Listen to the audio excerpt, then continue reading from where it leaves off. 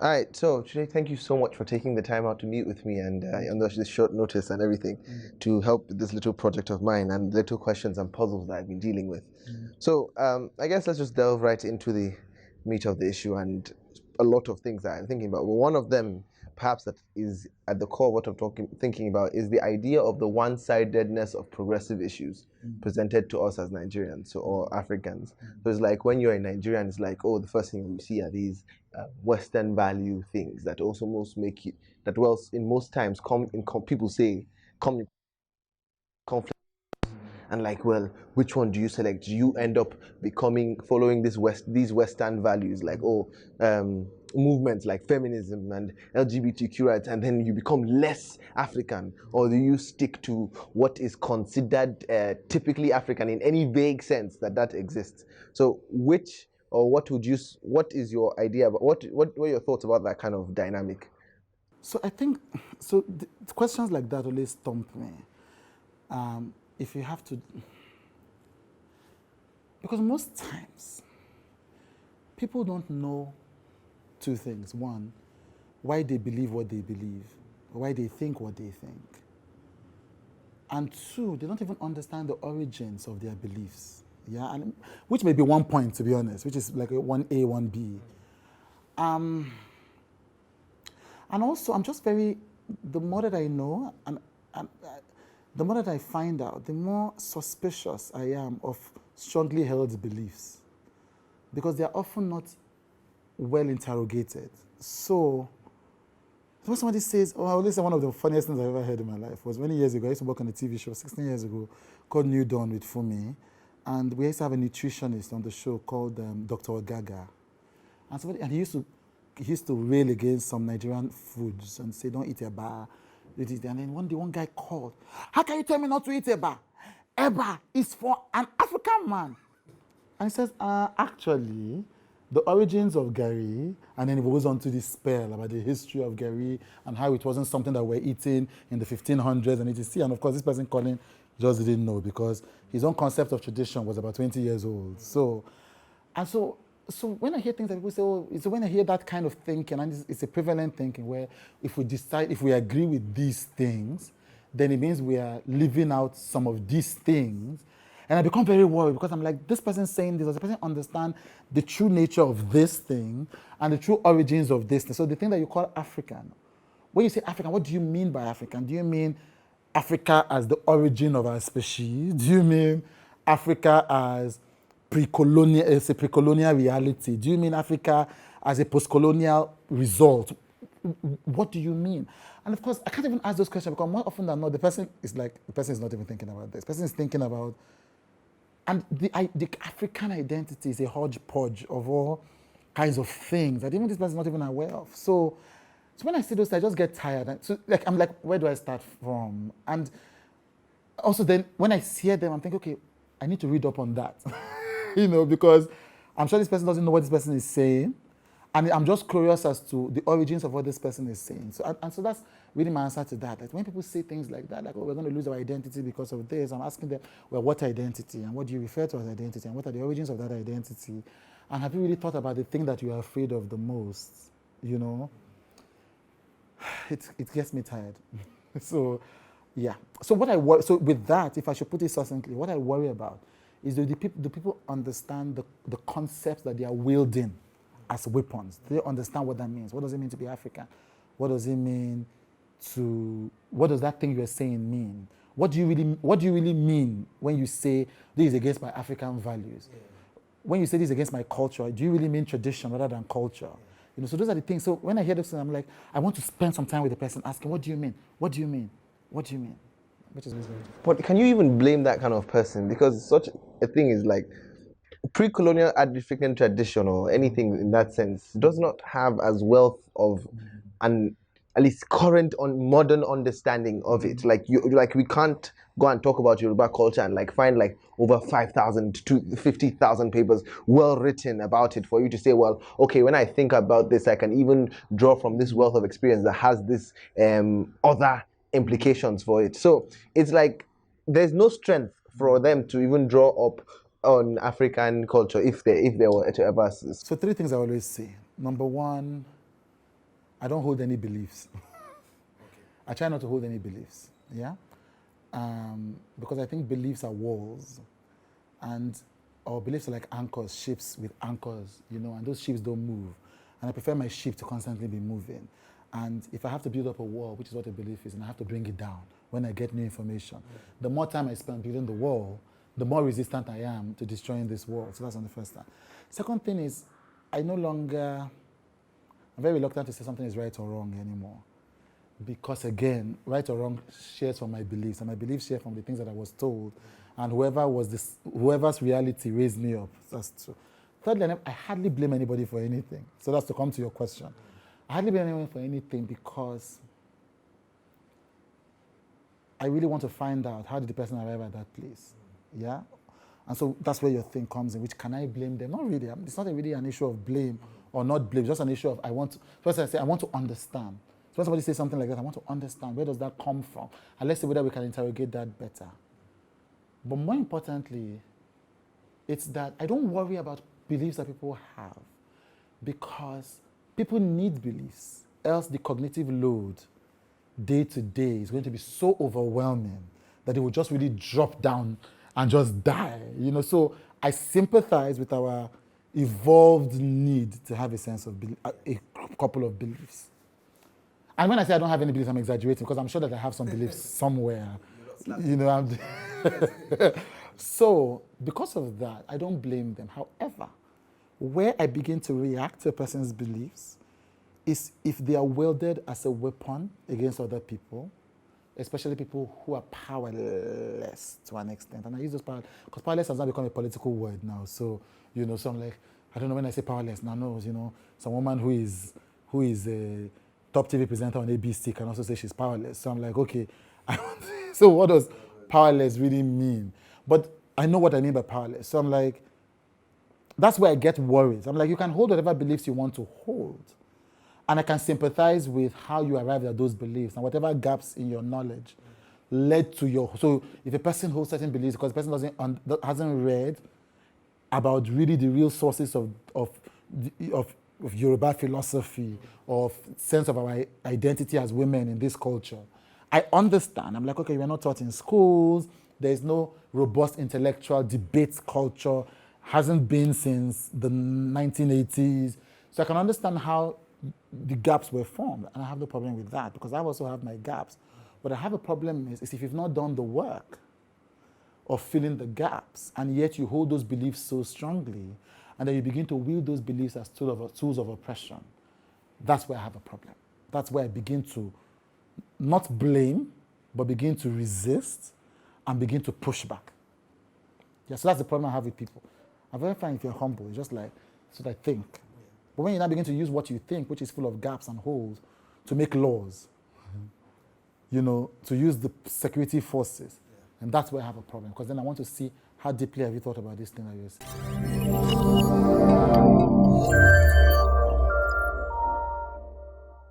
So I want to take this list to outside Nigeria and sort of take this to the at least Western sphere. Isn't that sort of because I think you're sort of familiar with this, the crux for what people use as their arguments for things like feminism? It's like, oh, you don't know anything about feminism, so automatically you're anti-feminist by the virtue of what you're saying in your critique. Oh, well, I read, but I just hope to do this thing. And it's sort of this bullying and this place where we've reached that sort of you censor yourself. So you don't want to say anything on Twitter, for example, that is outside the norm, because the moment you say anything, the mob comes for you. Two things.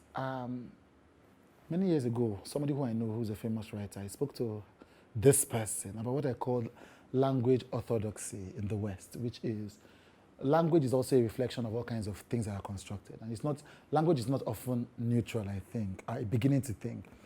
And so when you enter into Western debates, I'm very careful because I'm like, I don't know the history behind this language. And I don't know who is judging me based on this. That's one. But so just as an example of, I know the dangers of orthodoxy, yeah? However, I'm always very careful not Orthodoxies were also created in response to tendencies. Yeah? And so out of fear, people were like, we need to fight this. So it's like how easy it is for people to label all kinds of criticisms of, say, Israel's policy in Palestine as anti-Semitism. So it's like, I understand why that came. That came because there was real anti-Semitism. And so we evolved an orthodoxy to kind of respond to this grave, injustice. So now, of course, we're not taking this orthodoxy now as a tool of its own oppression. So I understand how that works. However, I'm always careful in responding to orthodoxy, not to discount the original tendency that orthodoxy was created to combat. So I don't want to disrespect that, because it was the real problem that led people to say, well, this is how we are going to live in response to this challenge. Now, so there's also a second thing. Now, again, to go to this particular question, I agree that orthodoxy cannot be used to squelch kind of minority opinions out of the mainstream. However, that's the problem. The problem is that you usually have two people screaming at each other. Yeah? And unfortunately, when you have two people screaming at each other, which is really this liberal, conservative, which really runs through the rest of much of the West, I'm more likely to pay attention to the screamer who has read about what she or he is screaming about. I'm more likely. Now, just to go out of all this, there's Charlie Munger, Warren Buffett's partner, says a good mental discipline is to be able to state the opposing opinion as well as the person who opposes you. Now, the more a person reads and studies and interrogates, the more a person encounters competing ideas. And so when the person has encountered and wrestled with a competing idea, then the person's resulting stance is more useful. Yeah? So that is why because these two people are screaming, and I'm just looking at both of them, I have to have, before I can listen to you, because it's deafening, before I can take what you're saying seriously, before I can allow you to find somewhere in my compound to perch, the price of entry has to be some sort of knowledge. I have to be able to feel you've interrogated this to a certain extent. Because if not, then all kinds of traffickers are coming into my moral and mental and intellectual space. And there's so much available in the world. I have to, for myself, have to have some kind of price of entry for any ideas that I'm going to take seriously. So that's what I mean by I'm more likely to respect the person if I feel like the person has interrogated the ideas, especially by contending with opposing ideas. That's the thing. It's not a fair sometimes, because sometimes people come intuitively to certain truths. They don't necessarily come to the truths through deep study. But again, somebody can come to utter BS through intuition as well. So there has to be some kind of second layer that says, okay, all of you are intuitively capable of greatness, but something has to admit you into my own intellectual sphere. Again, I feel like I'm so reluctant to join public debates these days, because I'm like, you know what, I'm not sure that I know all, I'm not sure I know all I need to know to enter into that conversation. But I think that, and this is going to be almost vague, but it's strongly held, the only value that should shape the actions or decisions of any nation or any group of people is reality. I think that we often disregard reality in favor of beliefs or ideas or something aside from what we can see. Yeah? So it's like the debate about restructuring in Nigeria, for instance. Sometimes I say that it's a reality-free debate. Like, it's like, okay, why should we restructure? Do you know? Why are you opposing restructuring? Because it's a Yoruba agenda. I'm like, but that doesn't make any sense. Like, have you actually interrogated the reasons why we need to restructure? So for me, it's simple.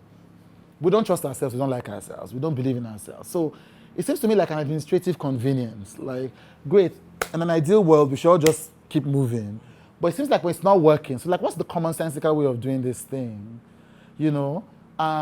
Let's break this thing apart a bit without really going away, but let's just all do our things at our own paces, and let this thing work. That's like the reality. That's reality. Like, okay, so maybe I don't know enough. Let's go into history. Like, historically, have we been able to find a model? Well, historically, based on Biafra, based on the first coup that led to a counter coup because of this tribal and ethnic tension, it does seem like we've never really trusted ourselves. So, so this is a reality kind of based conversation. But we don't have reality-based conversations. We have ideology-based conversations, or we have fear-based conversations. And I'm very reluctant to enter into those spheres, because when I enter into those spheres, I feel like I'm having conversations with a boogeyman. I feel like I'm not having conversations with a real human being and real situations and real circumstances. And then I just feel like I'm getting into a downward spiral. So I'm like, no, back up. What's the problem we're actually facing now? And that's why, my views tend to be liberal. But considering that sometimes when I'm on TV, I want to scream at Joy Reid, or I want to scream at, somebody, I'm like, actually, I'm not really a liberal, though, because this thing doesn't really make any sense to me. When you begin to live your life based on a tribe, this is what my tribe believes, it becomes very difficult for you to know when you are drifting away from reality. It becomes exceedingly difficult, and it's very subtle, because we are, based on everything that everybody who knows about this stuff knows, it seems like we're evolved to feel safe in communities.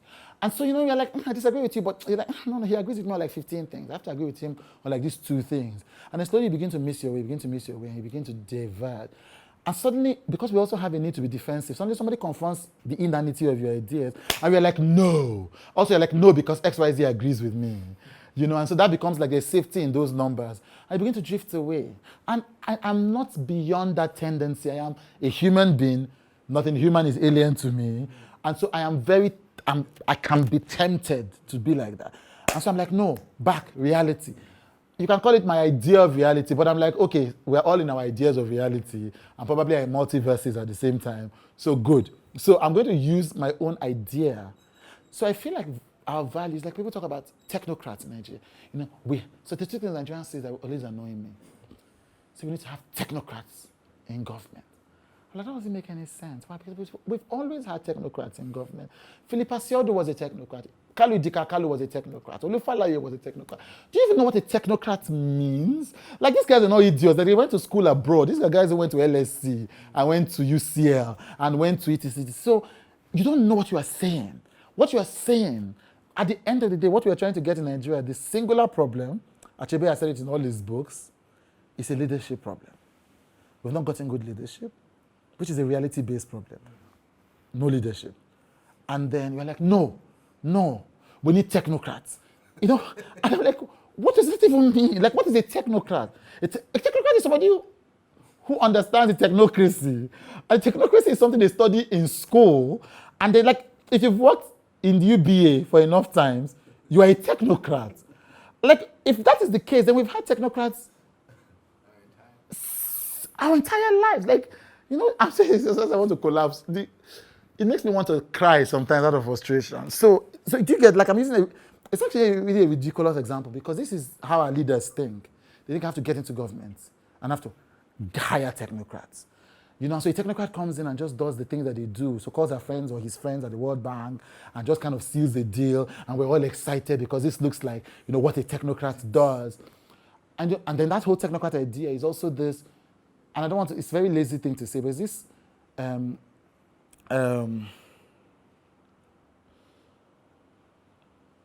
liberal consensus about how to lead nations, how a nation is supposed to be led. And so technocracy is hidden under that. And we don't even understand the origins of that belief and how it applied to post-World War II, post-World War II West. And we don't understand any of these things. We just kind of filtered down to a simple idea that we heard from probably the World Bank and the IMF during the military under Babangida, and we're like, we need technocrats.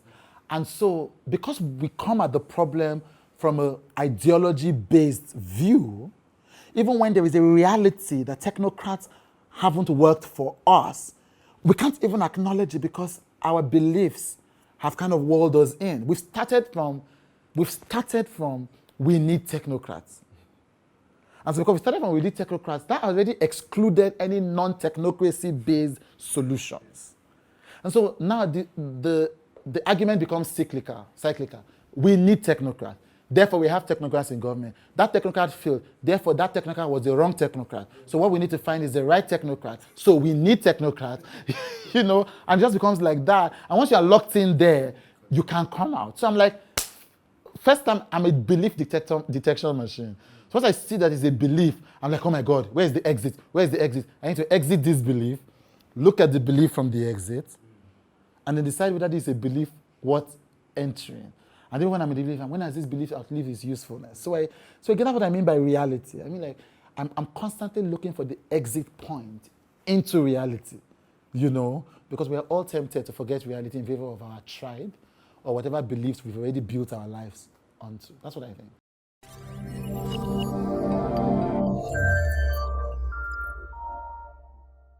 Sort of, you spoke about taking charge and sort of like taking reign and sort of like guiding.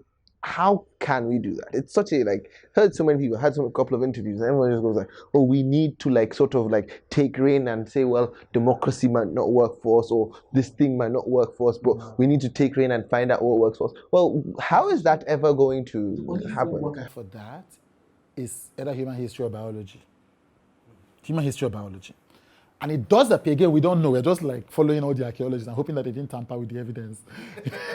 Hoping that they are not also liberals or conservative and just like, if I give this finding. So I'm telling you, I feel like we need to die so we can know whether all of this was all true. So I'm like, but if the consensus of, these guys is true, it looks like the only way that society ever takes charge of itself is just a band of thoughtful people coming together to invent fire. But there's no other way. There's no other way that we've seen.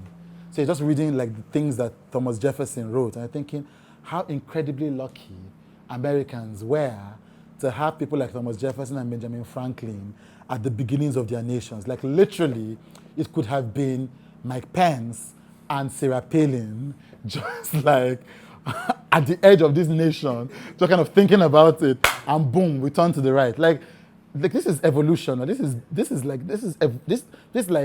the Big Bang. This is how it always happens. Somehow, and we always know it from hindsight. So we always know it from successful nations. We have a successful nation. They were like, how did this happen? And they begin to go back and realize, this is how it happened. These thoughtful people came together and thought, we have to do this. We have to fight against this. Or sometimes one man, sadly, we have to do this. We have to do this. We have to do this. Then they begin to first and foremost, they're idiots. Then people begin to pay attention. Then they have early adopters. Then then they begin. That's how it always happens. Unfortunately, we never know how it is going to happen until it happens. Like none of us are ever going to say it's like a black swan. We're never going to say, okay, black swan alert. Like it has already happened. That was a black swan. Yeah.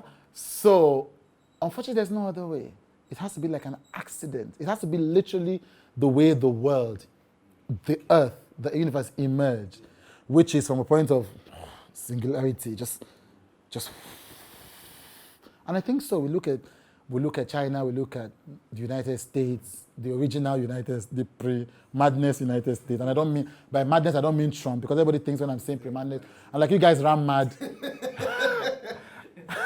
a long time ago, and this guy is just the ultimate symptom of this, or which other nations have, or Sweden, or Norway, or Namibia, or, pre-Zuma South Africa. Just like, how did this thing happen? How did Mandela meet Walter Sisulu? How did he marry Winnie? How did all of these things just kind of fall into place? But that's the only way. A nation just has to be lucky.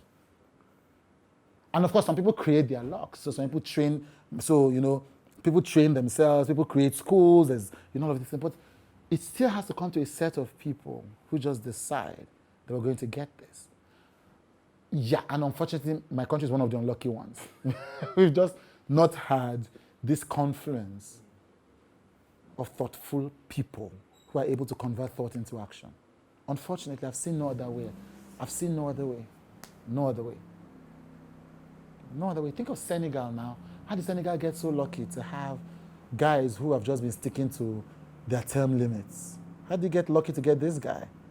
Who suddenly wants to reduce his own term limits. How? Like, is that something you could arrange? How did the Republic of Benin manage to have leaders who have just stuck to democratic tenets. How? How? How did Botswana get so lucky? Yeah, they didn't plan it. It wasn't planned. Actually, Botswana wasn't planned. Like, you couldn't even apply. We were trying to struggle for our colonial freedom, and anybody could have emerged at the other side of it. It could have been Mugabe, it could have been Charles Taylor, it could have been anybody. It just so happened to be this guy. It just so happened. Yeah. So I feel like the big so one of the greatest findings in my life was just finding the three things: the Big Bang, evolution, and with it natural selection, and now the idea of possible multiverses.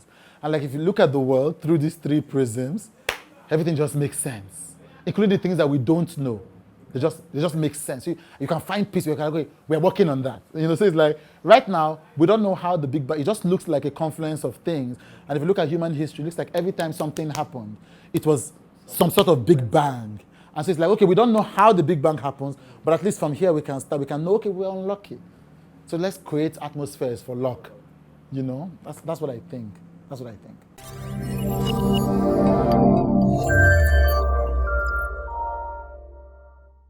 Then, there's something that you sort of, in this death of the West, which I consider at least, in this sort of like, I think I consider it a gradual decline of the West's society.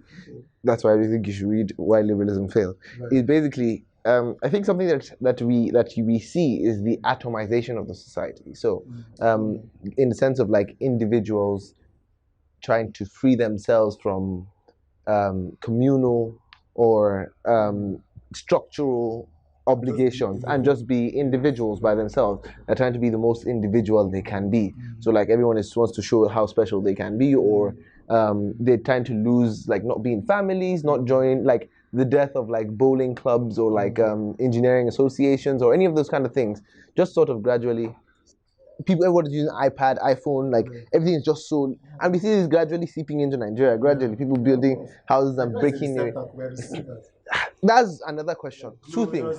So you basically brought up a different thing that I want to talk about. The receptacle idea, how we just basically are. I think in Nigeria we're like the human body. So once one sperm just enters, we just shut down. We're like, yes, we've got the sperm, and it could just be a sperm, and we don't care. We're like, we've got the sperm. We're not thinking about this anymore.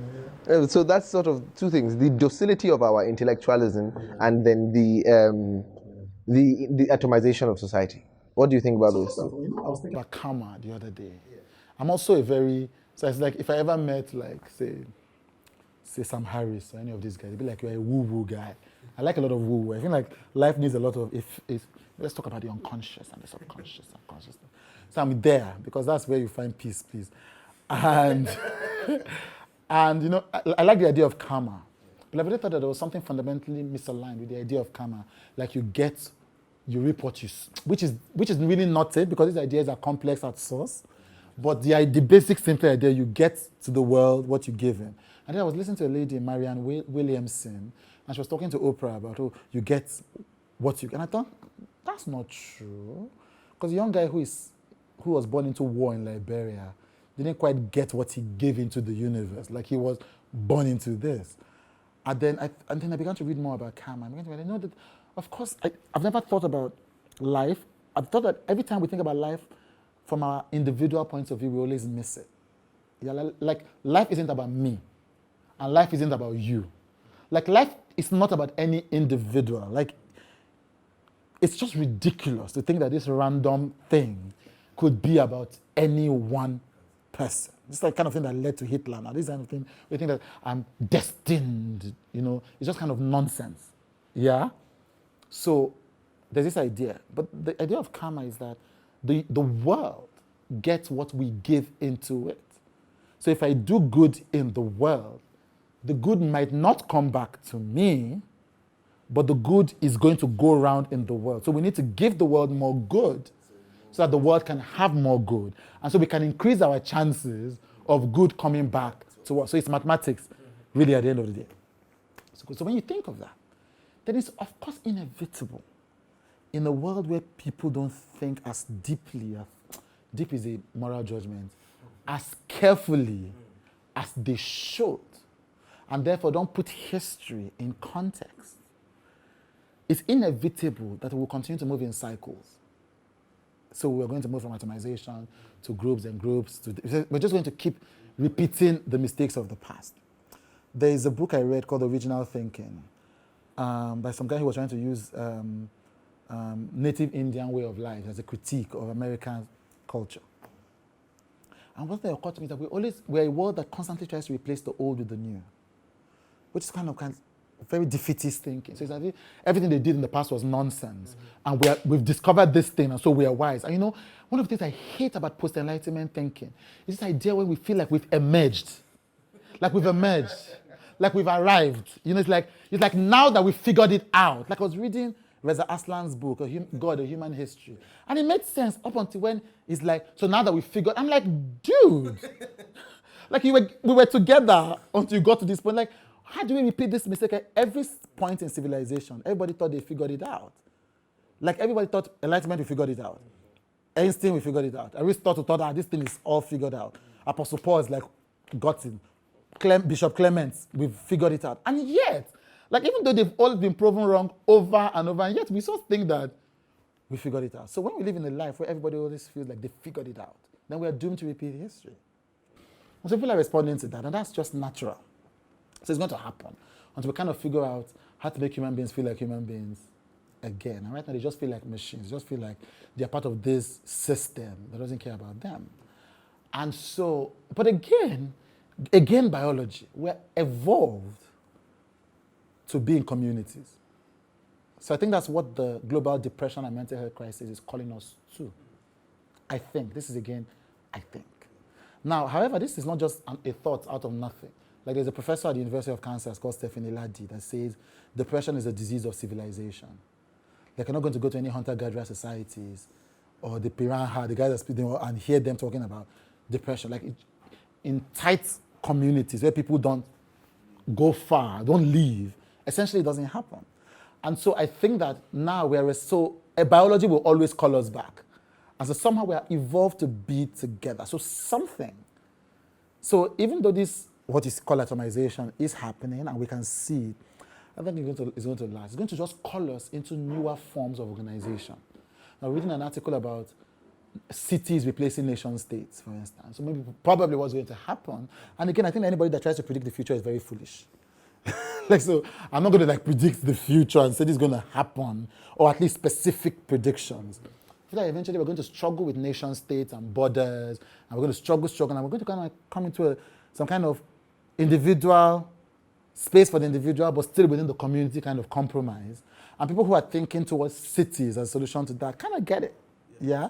So you can just America doesn't need to be America. Let the Bible Belt do its thing. Just do your thing. And let California kind of do its thing. And let New York kind of do its own thing. It sounds reasonable now. Then if I don't want to be with this hidden in DC, I can just go to, I don't know, Nevada or Utah or something. So I feel like that's going to happen. I feel like all of these things, and anybody who just steps aside from themselves and from the value of their stock to kind of look at this thing as a grand human epic can just see that this is inevitable. And the person who is these people who are trying to retreat into the individual, of course, aren't thinking about this in this grand way. And of course, we're evolved to survive and to reproduce. We're not evolved to think deeply about where is the world coming from and where is the world going to. Even though it's those people who think deeply that move us forward. But so people are just reacting, me, my family, my life, my security, my neighbor. And as long as they're doing that, then this response is inevitable. We're going to retreat into ourselves.